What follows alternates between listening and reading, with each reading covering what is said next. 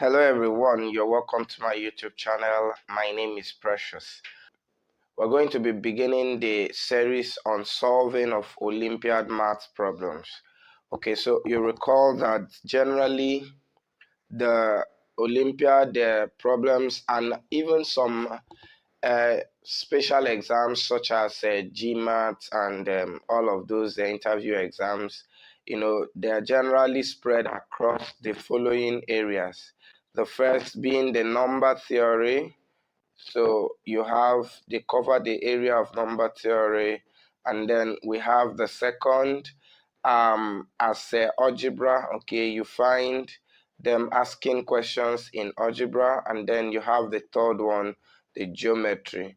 Okay, so these are the three major areas where Olympiads bring their problems, okay, or examples or questions in their exams.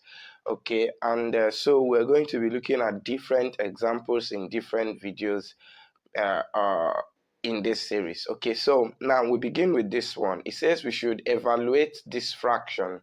Okay, and you know that to evaluate a fraction, basically you just need to know what the denominator is, the numerator, and see if it can divide. If there are numbers, and if there are maybe alphabets that is involving algebra, you will know how to simplify. And then most important aspect of every fraction is usually the denominator, because if you can get the denominator, and of course if you look at the one we have here, you would see that the denominator is what we need to simplify. The numerator is already a single number, and then if we are able to find the value of the denominator, that would of course help us get the value of the whole fraction by just dividing the numerator by that denominator. And of course, you know that for Olympiad problems, there is usually the restriction of the usage of calculator. So you're always told not to use a calculator. So they expect you to do this without the use of a calculator. Okay, so how do we do that? All right, now, and you can see what is being done here. The numbers are large, and so that's actually the trick. So they want you to use some theorems of mathematics to be able to solve this without dividing it, like normally. Okay, so what are we going to do? We'll start by, for the denominator, we'll try to see what is going to give us. So we'll begin by giving a name to these numbers, being that they are large. This dot here means multiplication, and here we have subtraction. So the subtraction will be a little bit easier. Here also you have a square. So how are you can see the square here. So how are you going to square this large number? That will take a lot of time. And so you are going to be needing at least some mathematical approach to be able to make that easier. So we begin. We'll say, first of all, we'll give one of these numbers a name. Maybe we start with this first one. So let's give that one a name. Maybe we call it n. If we call that n, we have 1, 2, 3, 4, 5, 6, 7, 8, 9, 1. So if you watch carefully, you will observe that the second number here is 1 less than this one. This one's ended with the 1, this one ended with 0. So that means that second number is actually n minus 1. Remember, we've called the first one n, while the third number here in the denominator is actually 1 more than the first one here. Okay, so that means that one will be n plus 1. Okay, so in other words, our denominator is simply equal to n squared. Remember that there is square on it, minus, you open a bracket, your n minus 1 is multiplying your n plus 1. Okay, so we will try to simplify this and see if it will give us something simpler. And so this is equal to n squared minus, if you open the two brackets inside, you are going to have, of course, this simply represents difference of two squares. Okay, so and that is going to give us n squared minus 1 squared, which is also 1. And then by the time you now open up the last bracket, you will have n squared minus n squared, then minus times minus 1 will give us plus 1. And of course, this n squared will cancel n squared, and so your whole denominator is now equal to 1. And you see that you have been able to solve your problem. So what is that going to give us then? It then means that your numerator, which is 1, 2, 3, 4, 5, 6, 7, 8, 9, 0, is now being divided by, we have been able to simplify that the whole of the denominator is equal to 1. And you can check if this is actually true. So from what I did here, you saw that the whole denominator means n squared minus n minus 1 multiplied by n plus 1. Okay, so you can check whether this is equal to 1 at, for all numbers. You can try that using a number. Let's say 6. If I put 6 squared, then you will see that 6 minus 1 is 5, multiplied by 6 plus 1, which is 7. And so this is equal to 36, which is 6 squared, minus 5 times 7 is 35. And that's actually equal to 1. Try it with any other number. Let's say 10. So you will see that 10 squared minus 10 minus 1 is 9, multiplied by 10 plus 1, which is 11. So you will see that, 11. Of course, 10 squared is 100, and 9 times 11 is 99, and this is equal to what? 1. So you see that it works for all numbers actually. And then finally, by the time this is divided by 1, you will simply get your numerator, which is equal to option B. So this one says that which of these numbers is a perfect square. Now you remember that to be able to find whether a number is a perfect square or not, the usual approach is to make use of the concept of prime numbers and prime factors.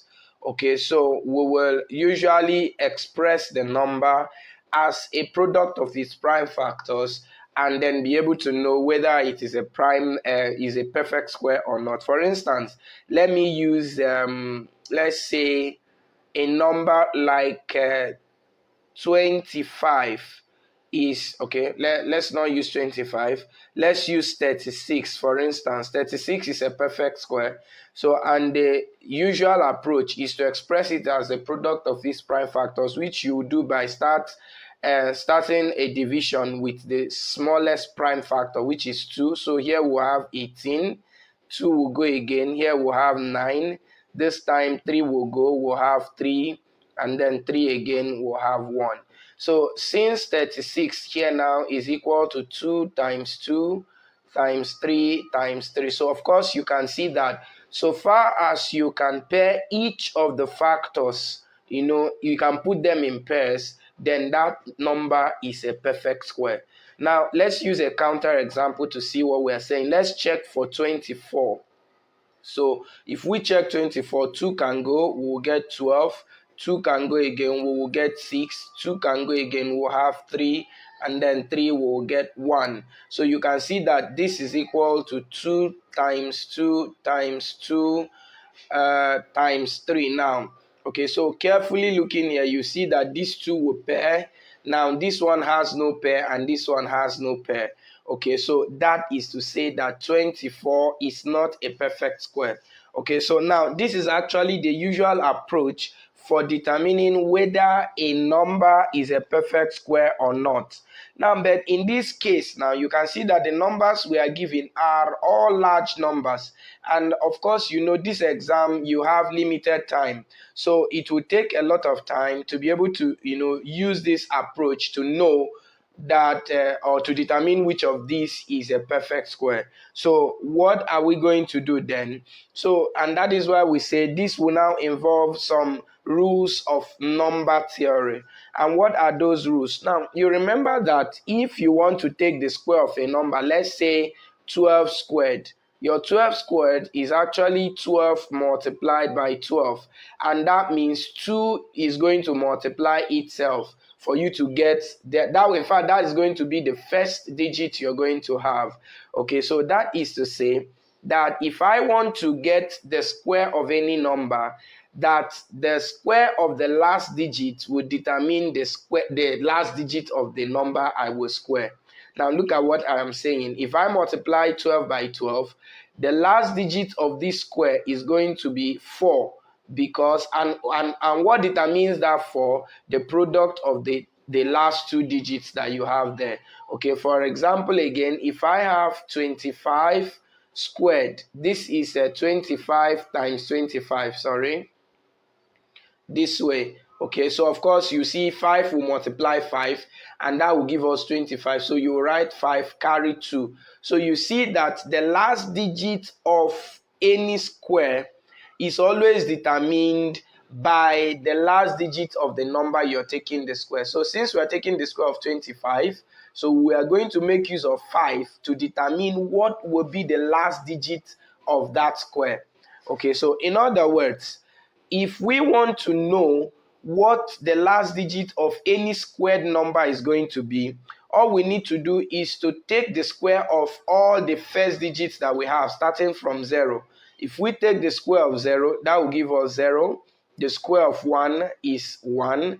The square of 2 is 4. The square of 3 is 9. And the square of 4 is 16.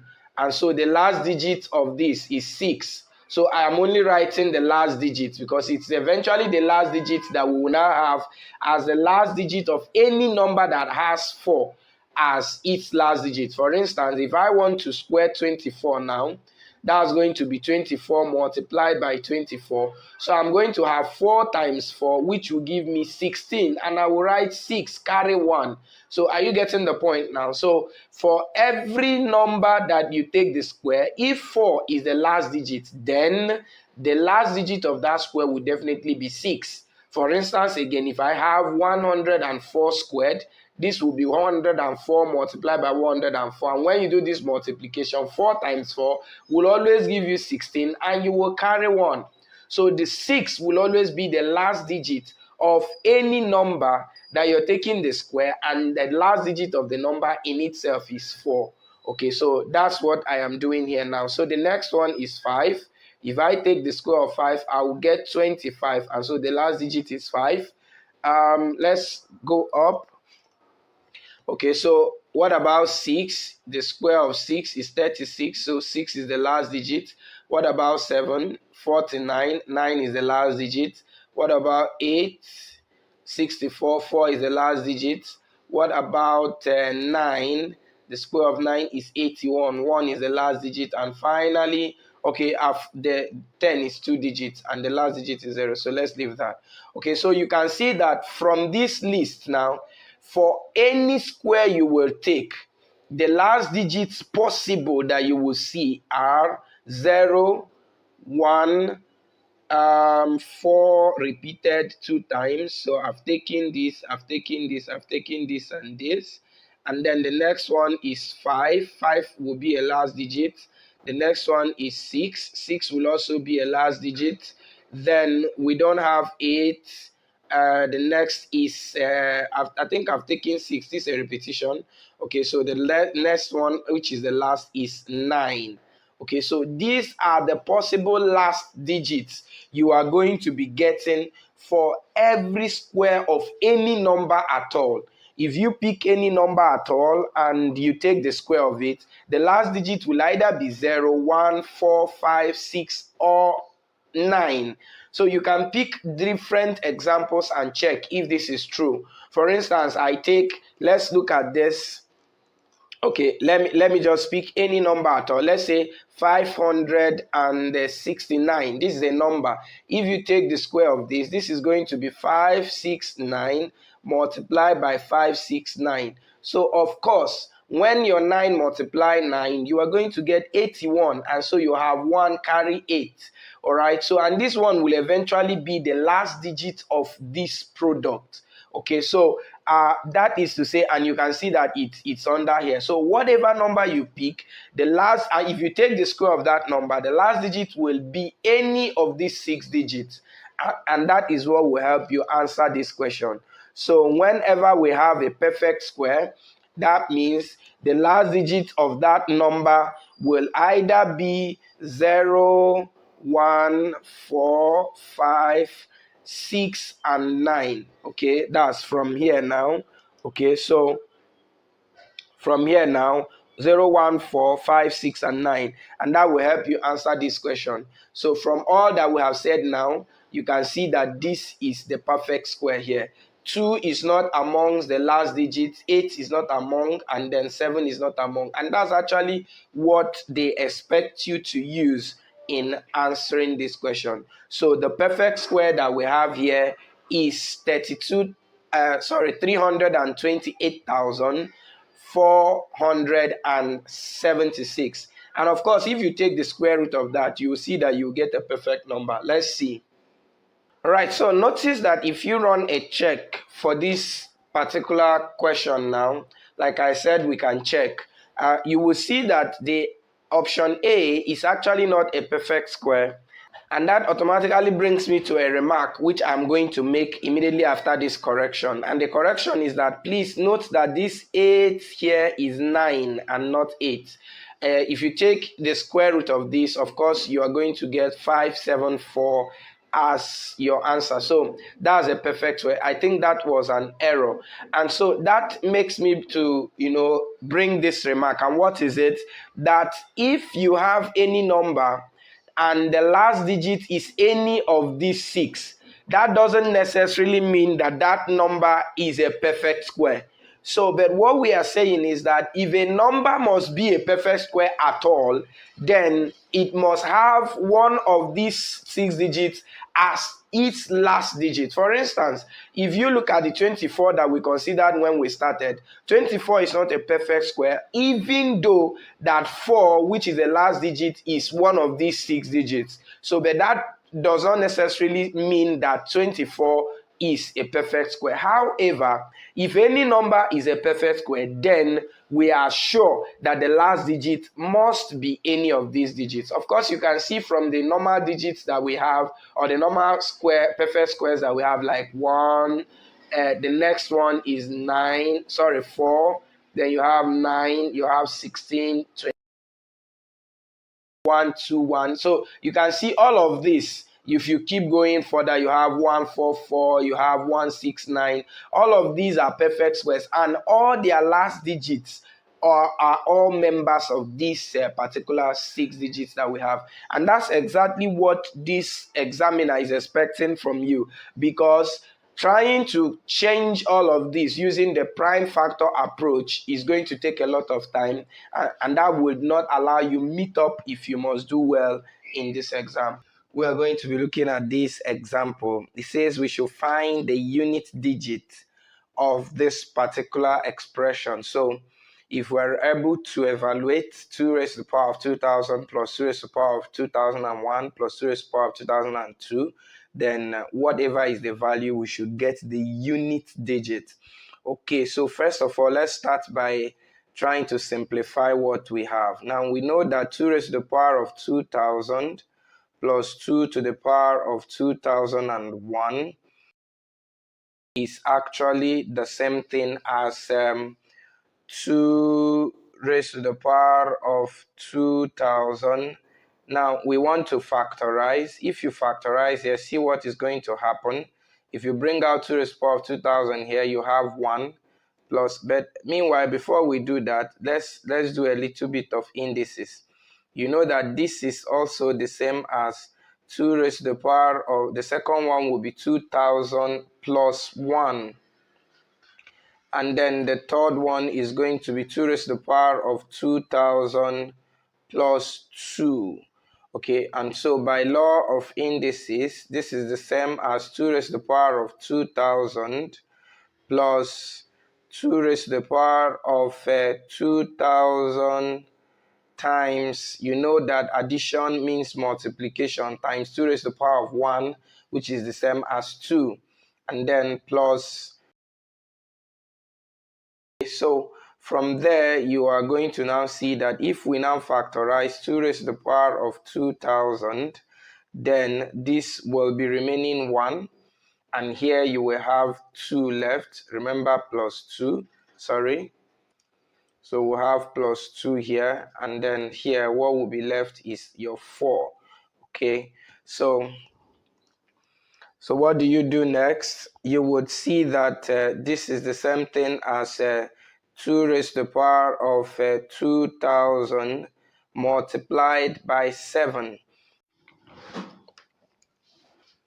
All right, so now having simplified the expression to this point, so now we need to know the value.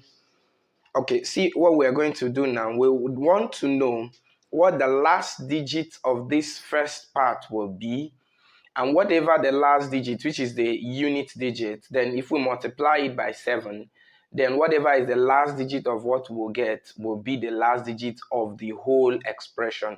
Now see what we're saying. Assuming that we get the last digit of this to be 2, if we multiply 2 by 7, then we are now going to get 14. Therefore, 4 becomes the last digit of the whole expression. Of course, if you know, let's say you do it and you get something like maybe 1, 4, 8, 4, let's say 7, for instance. Or let me say 7, 2. Okay, so let's assume that this is a value of 2 raised to power 2000. It's an assumption. So of course, by the time you now multiply by 7, you will now have 7 times 2, which is 14. So you write 4 carry 1. So that means your last digit here will be the last digit of whatever product you will get. So assuming we do this and the last digit of this one now is maybe 3, then if we do 3 times 7, therefore the last digit of the whole expression will be 1, because 3 times 7 is 21. Okay, so that's what we want to achieve now. So our interest now is to know the last digit of 2 raised to the power of 2000. And how are we going to obtain that? Now, please kindly note that the last digit of any number where 2 is raised to the power of something, they actually form a sequence. Let me show you. Let's say to the power of n. So for instance, if 2 is raised to the power of 1, the last digit is going to be 2. Of course, is equal to 2. 2 to the power of 2 is equal to 4. That's the last digit. 2 to the power of 3 is equal to 8. That's the last digit. 2 to the power of 4 is 16. So the last digit in this case is 6. Okay. 2 to the power of 7, this is what? 1, 2, 8. The last digit is 8. So now if you watch carefully, you discover that the last digit of 2 to the power of a whole number actually forms a sequence, and the sequence is repetitive. So if it is power 1, you have the last digit as 2, power 2 is 4, power 3 is 6, 8. So once it gets to power 4, it returns back. So power 5 is 2 again, power 6 is 4, power 7 is 8 again. Sorry, power 7 is 6. Sorry, yeah, no, I made a mistake here. Okay, power 3 is 8, while power 4 is 6. Okay, so power 8 is going to be 6 again. So when you have multiples of 4, then you will be getting 6, 6, 6, 6, 6 if you have multiples of 4. Then, but if you don't have a multiple of 4, just divide by 4. Whatever is the remainder will now give you the what will be the last digit. For instance, let's take it that you give me 2 to the power of, let's say 15. So you discover that 2 to the power of 15, I can actually divide 15 by 4, and that will give me 3 remainder 3. So that means I'm actually looking for 2 power 3. And what is the last digit when it is raised to the power of 3? That is what? 8. Okay, so if you do 2 to the power of 8 with your calculator, you are going to get 32,768. So have you seen it? The last digit is 8. So that's actually a principle, and it guides how to know the last digit when 2 is raised to any power. You can check another one. Let's say 2 to the power of, let's say, 21. Let's say 21. Okay, you see now, if I divide 21 by 4, that's if I take it to the mod of 4, I'm going to get 5 remainder 1. So that means what is the power of the last digit when it is power 1? That is equal to 2. And of course, if you do 2 to the power of 21, you are going to get something that will end in 2. That's about 2,097,000, and then we have 152. So you can see the last digit is 2. So it holds, and that's exactly what we are going to do now. And you can see that 2,000 clearly is a power of 4. Is a multiple of 4. Okay, so that means, remember, when it is a multiple of 4s, then the last digit is 6. So that means the last digit here is going to be 6. Now remember, I said you will multiply that last digit by 7, and that is going to give us 42. Therefore, the last digit of the whole expression is equal to 2, and that is the solution to this problem. This is asking us to find the value of this square root. Okay, that means we are taking the root of 4 plus root 7. Okay, so you recall the formula I gave, that if I have the square root of x plus the root of y, that this is equal to, so you recall I said that if this was negative, then this one will also be negative. So take note of that. All right, so let's quickly make the substitution for what we are asked to do. We have the square root of 4 plus the root of 7. So this is going to be, our x is 4 and our y is 7. So we're going to have 4. So this is going to give us the square root of 16 minus 7 is 9, and the square root of 9 is 3, all over 2, plus the square root of 4 minus 3, all over 2.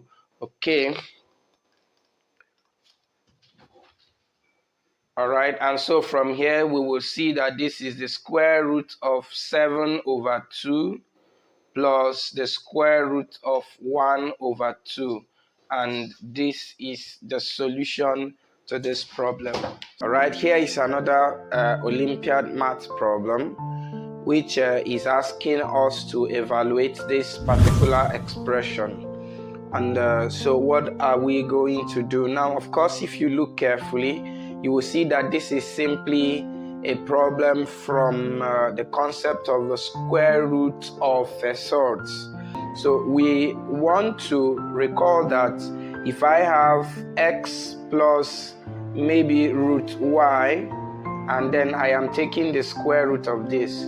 So what we would usually do is that we will say that we should maybe equate this to, and then we will then ask that the square root here should go to the other side, and then when it does, it becomes a square, and then we will simplify to get our solution. Now that's a long approach to use. Meanwhile, there is also another method which we can apply.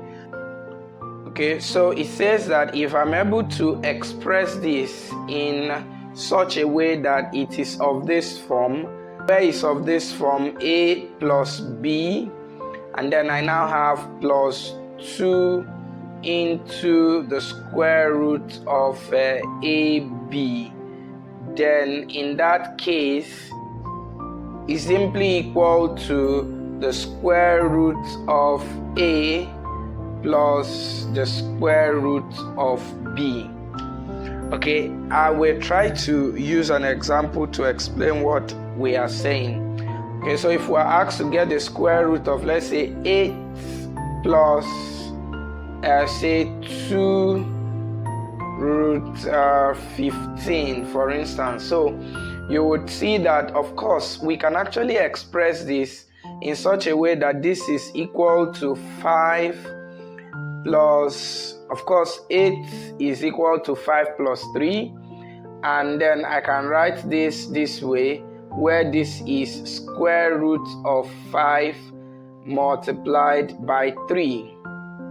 So can you see what we are saying? So if we can express whatever you have in such a way that it can become a sum, that's the part which is not the real part can become a sum of two numbers, and then there is a 2 multiplying the square root, and the square root also has a product of the same two numbers that were originally summed outside, then the answer to this is simply the square root of 5 and then plus the square root of 3, and that's just your answer. So now there is this method.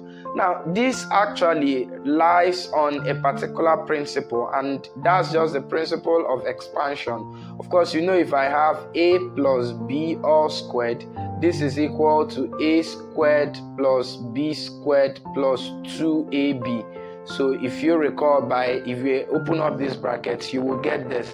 So in other words, it means that if I have the square root of 5 plus the square root of 3 all squared, this is simply equal to the square root of 5 all squared plus the square root of 3 all squared, then plus 2 times the square root of 5 times the square root of 3. Of course, this is going to give us 5 plus 3 plus 2. Root 5 times root 3 is root 15. And of course, you get back your 8 plus 2 root 15. All right. So you see that this has given us where we started originally.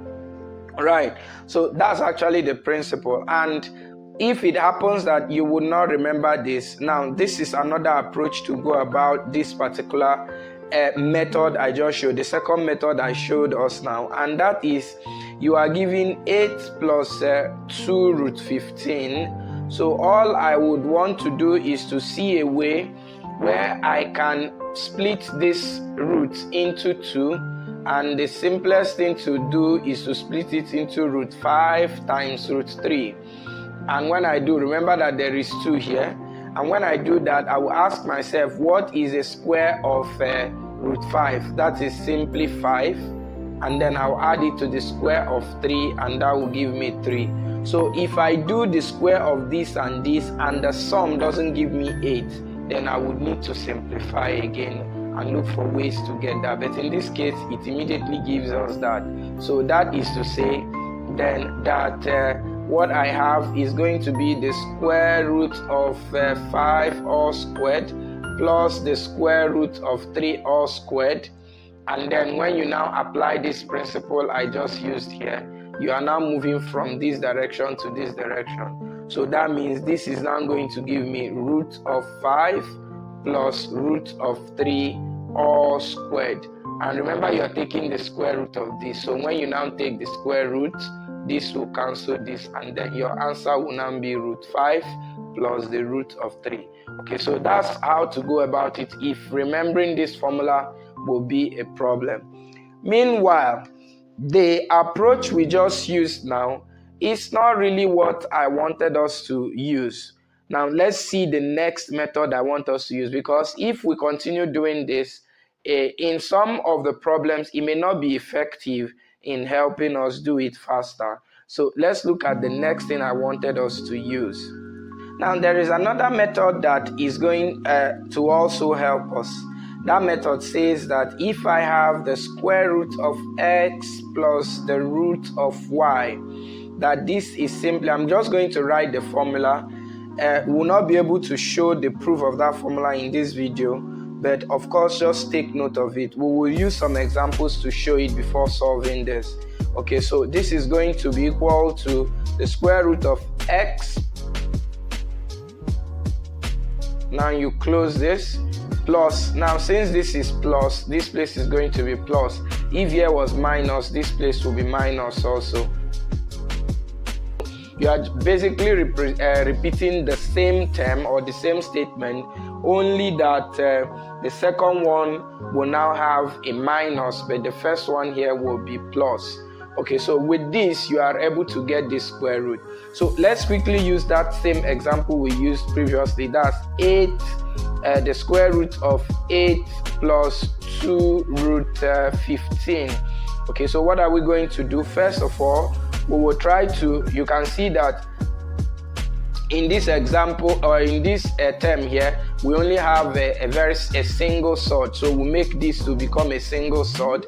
So, and that is equal to the square root of 8 plus, if that 2 comes inside, you will get the square root of 60, because the 2 will become 4. 4 times 15 is 60. So let's try to use that this particular formula to see if we'll get the same thing. So we are going to have this, our x here is 8 and our y is 60. So we'll have 8 plus the square root of 8 squared, which is 64, minus 8 all over 2, then minus the square root of 8 again. In this case it will be minus the square root of the same 64 minus 8. Here our y is 60, not 8. Okay, so it should be 60 and 60 also. Okay, everything also over 2. So you see what will happen. We will then have square root of 64 minus 60 is 4, and the square root of 4 is 8. Is 2. 2 plus 8 will give us 10. 10 all over, and that is, in this case it's actually plus, because what we have here is addition. It's not minus. So this is where we should have minus. So we now have plus the square root of, in this case here is also 4, square root of 4 is 2, 8 minus 2 is 6 all over 2. And so you will see that we are going to get the square root of 10 over 2 is 5, plus the square root of 6 over 2 is 3. And that's exactly the same thing we got here when we used all of these methods. So that's a better approach to use, and a much faster method to actually get the square root of sorts. If you can always remember this formula, and of course it is easy to remember. So that's what we are going to apply now in solving for the other this particular evaluation we are asked to do. I'm going to remove this.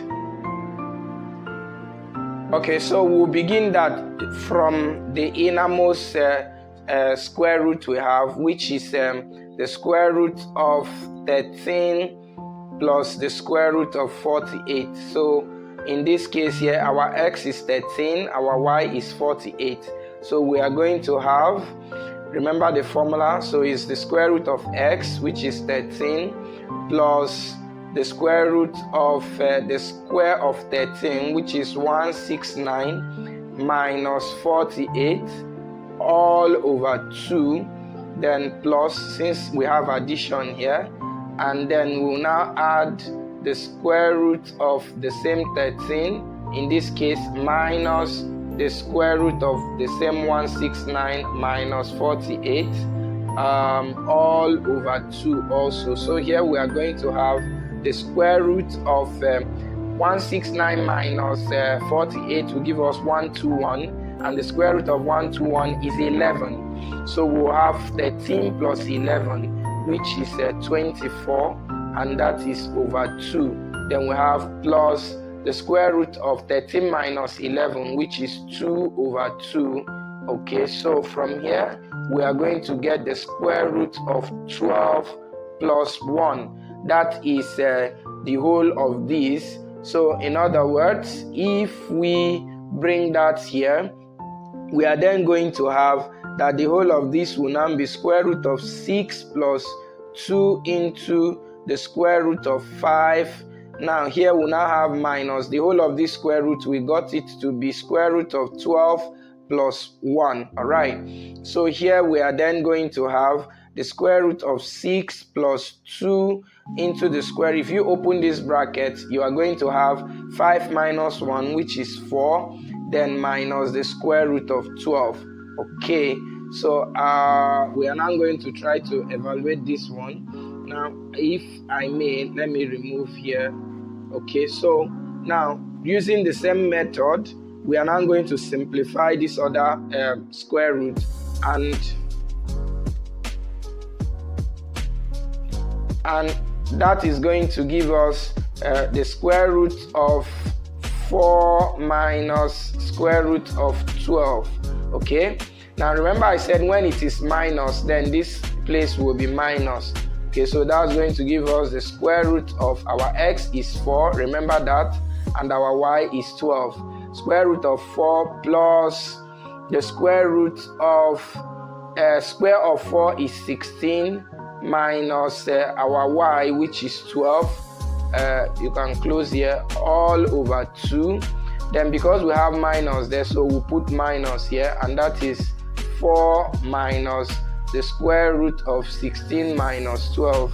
And if we close here, we'll have also over 2, and that's going to give us square root of 16 minus 12 is 4, square root of 4 is 2, 4 plus 2 is 6, so we'll have 6 over 2, and that is minus the square root of 4 minus 2, which is 2 over 2, so we are still going to get the square root of 3 minus 1. Okay, so at this point, so we have gotten the value of this, and so we now have square root of 6 plus 2 into the bracket of root 3 minus 1. Okay, so now we can close here, and that's going to give us the square root of 6. If we open that bracket, 2 times root 3 is 2 root 3, 2 times minus 1 is minus 2, and so we will have that this is equal to the square root of 6 minus 2 is 4, and so we now have plus 2 root 3. So quickly, let's take in that 2 into the square root. If we do that, that's 4 times 3, which is root 12. Okay, so this is the last thing we need to evaluate, and we can quickly do that here. So for 4 plus root 12, we are taking the square root. Our x here is 4, our y is still 12. So if we equate, we have square root of x, which is 4, plus the square root of the square root of 4 squared, which is 16, minus your y, which is 12, all over 2. And then this is, since here is plus, so we will add. If we do that, we will have plus the square root of x, 4, minus the square root of 16 minus 12, all over 2 as well. And so this is going to give us the square root of, this is 2 plus 4, which is 6 over 2, and that is plus 4 minus 2, which is still 2 over 2. And if you simplify all of this, you will finally have the root of 3 plus 1 as the solution to this problem. Here we are asked to show that this particular expression here is divisible by 3. In other words, we should show that, the easiest way to show that something is divisible by a number is to show that, for example, if it is number p, and you want to check that it is divisible by x. So what it means is that I should show that p mod x is actually equal to 0. That means if I divide p by x, that the remainder is going to be 0. So if I'm able to show that, then I have showed that it is a divisor. Okay, so let's quickly try that. Now, from the previous video I did in this channel, you would discover we said that if I have 5 raised to the power of 99 and I take it to mod 3, that this is the same thing as, first of all, taking 5 to the mod of 3, which if I do, I'm going to get 2, and you should just raise this to 99. So we can do this and keep it somewhere. And then let's look at the second one. If we do 11 raised to the power of 99 in mod 3, so this is going to give us, of course, if we take 11 to the mod of 3, we are going to get 2 also in mod 3. We can keep it also. And then lastly, we look at the last one, which is 17 raised to the power of 99. If we take it to mod 3, that is also going to give us 2 raised to the power of 99. So this question was really structured, to bring us here. Okay, so what are we going to do now? So it means we are adding the 3 of them, and they are now basically 2 to the power of 99 plus 2 to the power of 99 plus 2 to the power of 99, all in mod 3. So what am I expected to do here? So this is simply equal to the 3 of it. That means 3 times 2 to the power of 99. Of course, if I have x plus x plus x, that means 3 times x. And then, of course, remember that all of these are in mode 3. Okay, so what am I expected to do here? So, of course, you also note that there is also a case where I said if we have a multiplication, just take the first one to the mod that you're given and take the second, and then you will add the two of them. Sorry, multiply the two mods.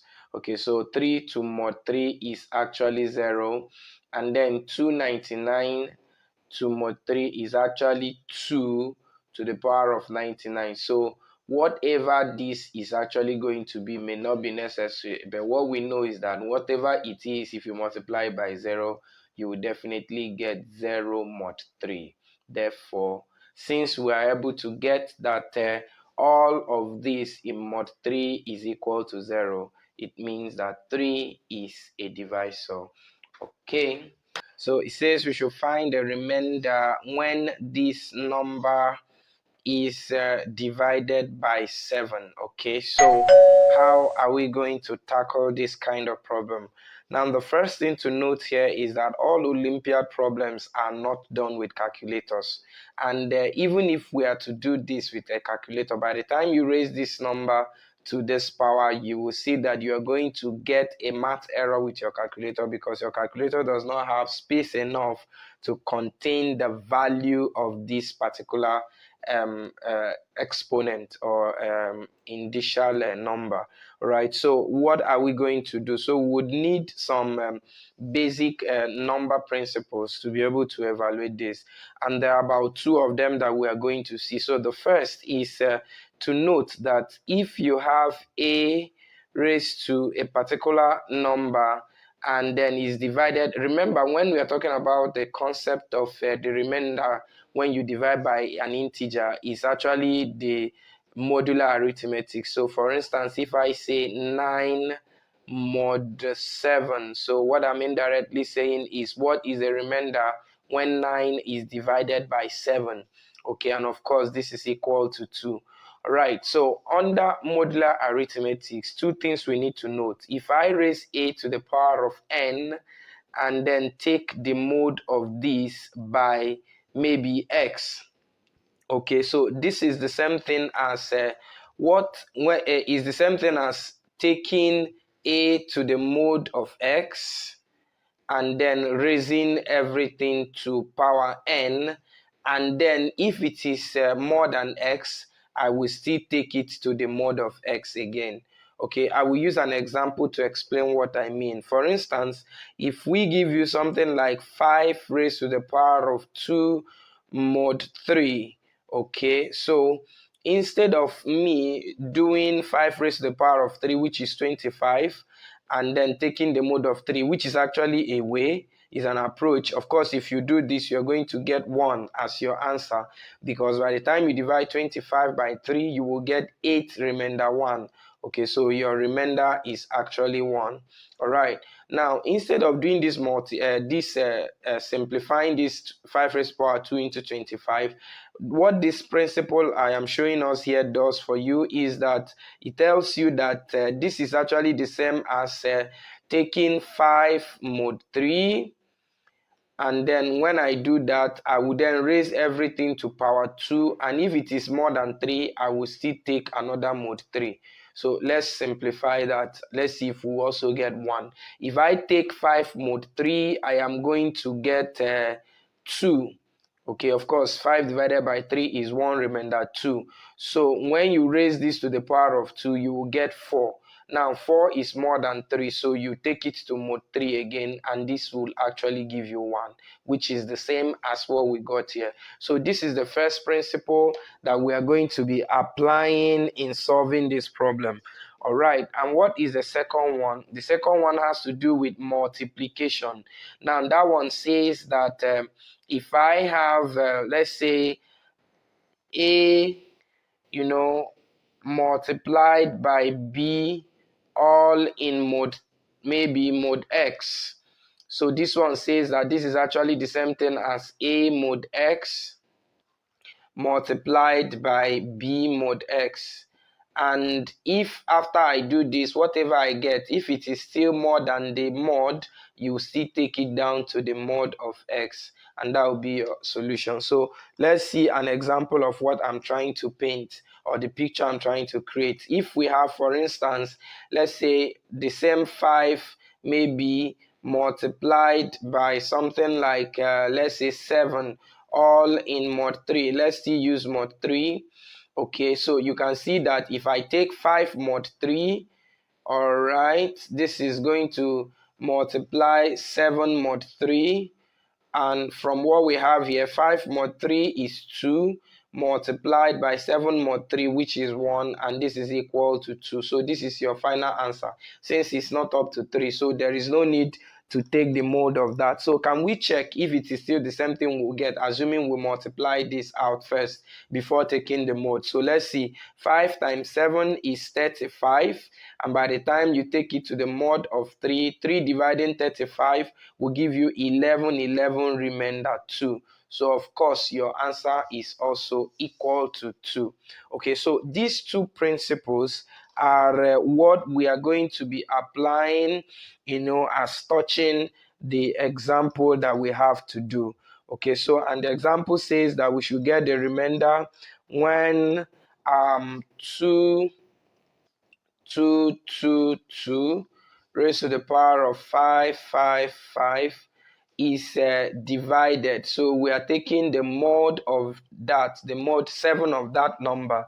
Okay, so what are we going to do now? Right, so the first thing is to see, meanwhile, there's also another principle which I'm going to bring along as we continue. So the first thing is to check the mode of the number below. Okay, so if we do that, we are going to see that our 222 mod 7 is equal to 3. Okay, so you can check that 22 mod 7 is equal to 3. So how do you know that? Just divide 222 by 7 and check the remainder. If you do that, you will get 317 remainder 3 over 7. Okay, so the mod of these two 7 is equal to 3. Okay, so the next thing now is that we now have that what it means is that our 222 raised to the power of 555 is going to be equal to is going to be equivalent to, of course, we've gotten it in mode 7. Let me put it this way. In mode 7, this is going to be equivalent to 3, which is what we got for the denominator. So it will be 3 raised to the power of 555 and 5 again in mode 7. Okay, so we are trying to now simplify this and see what is going to give us. Okay, now before we progress, the other principle which we need to also note is the fact that if I have any number that I take the mod and then I get 1, then no matter the power I raise it to, I will still get 1. So what it means is that, for instance, if I have something like 7 mod 6, of course, you can see 7 mod 6 is 1. And of course, what we are saying is that if you like, raise this 7 to power 1 million or power whatever, you will still get 1. Okay, so following the principle of what I just explained now, that you will raise the mod, that's the answer you get, which is 1, to whatever is the power. So assuming that what we have here is power 15, so I will need to raise this 1 to power 15, and of course, 1 raised to power anything is equal to 1. So is this other one that we are going to apply at this point, and how are we going to do that? We will look for a way to split this in such a way that we will get one part to be in mode 1 and the other part will be in another mode, and then we'll multiply to get our final answer. So see what I'm trying to explain now. Okay, so for instance, I know that okay, so how do I get that? Now I have this to juggle with. So see what we are going to do. I'm going to ask myself, first of all, what is the smallest number that I will raise 3 to? And when I take it to mode 7, I will get 1. So you will try by raising it to the different powers. You can try from 2. Of course, if I raise 3 to the power of 2, I will get 9. And 9 in mod 7 will be equal to 2. So that's not what I want. If I raise it to power 3, I will get 27. And 27 in mod 7 is going to be equal to 3. That's not what I want. If I raise it to the power of 4, I will get 81. And 81 in mod 7 is going to give me 4. Okay, if I raise it to the power of 5, I will get 243. Okay, and 243 in mod 7 is 5. And that's not what I want. You can check that, divide it by 7 and see what the remainder will be. Okay, if you check, yeah, you have remainder 5. Okay, so what about power 6? If I raise 3 to the power of 6, I will get 729. Okay, and if you take this to mod 7, that's divide that by 7, you will see that you are going to get a remainder of 1. Please help me check that so that you will be sure that it is correct. So what it means is that if I raise 3 to the power of 6, then take it in mod 7, I am definitely going to get 1. Okay, now let's get back. Okay, so what it means is that 3 to the power of 6 in mod 7 is equal to 1. Now, can I split this in such a way that is going to get me the part that will eventually get 1? Okay, and how do I do that? I will quickly divide my 555 by 6. If I divide it by 6, see what is going to happen. So you will see that you will get 925, 925 whole number remainder 5. So the meaning is that if I do, watch what I'm going to do here. It means that if I do 6 times 925, that I am going to get that's 5,550. You can check that. Okay, remember I said remainder 5. Okay, so the implication is that my 3 raised to the power of 555 is going to now be equal to, that is 3 raised to the power of 6 times 925 and plus 5. Watch that carefully so that you get what I'm doing. Of course, 3 times 925, I've already said here, is 5550. When you now add 5 to it, you get back our 5 into 4. So I didn't change anything in that case. Okay, so but what am I trying to get? You know, by the law of indices, that when you have the multiplication of powers, that this is the same thing as 3 raised to the power of 6 all raised to the power of 925. And then the addition of powers here will now mean multiplication of 3 raised to the power of 5. Of course, if you take this backwards, you get the same answer. We have not really changed anything. And what exactly am I driving at? Okay, already I know that 3 raised to the power 6 mod 7 is equal to 1. So no matter the power I raise it to, I am still going to get 1. Then I'll now multiply it by 3 raised to the power of 5 mod 7. Okay, I hope you are still following me. All right, so that means on this side I have 1 multiplied by, now in this case, remember what we said in the previous place, that once we have anything raised to the power of something, that we can just take the mod of, let's use this one, that we can just take the mod of the number and then raise the answer to the power and check if we can take another mod. Okay, so let's quickly do that here. So since we have 3 raised to the power of 5 all in mod 7, so 3 mod 7 is actually 3. So let's look at 3 raised to the power of 5 and see what is going to give us. And 3 raised to the power of 5 is equal to, I think we have done that before, is equal to 243. Okay, so that's 243 in mod 7. Okay, and I think we got 5. So we are going to have 1 multiplied by the mod of this is equal to 5. And so your final answer to this question is actually 5. Okay, so that is how to go about this kind of problem. So whenever you're giving, you will note these two principles and these two, and then the last one that talks about when a number is raised to the power of 1. Okay, so the essence of all this is to give you speed in answering questions of Olympiad problems. Okay, without calculators, you can actually navigate your way and then eventually get your answer. Right, so this is where we end it for this video. Kindly subscribe to our YouTube channel and do share our videos to your friends and colleagues. We'll see you in our next content. Bye.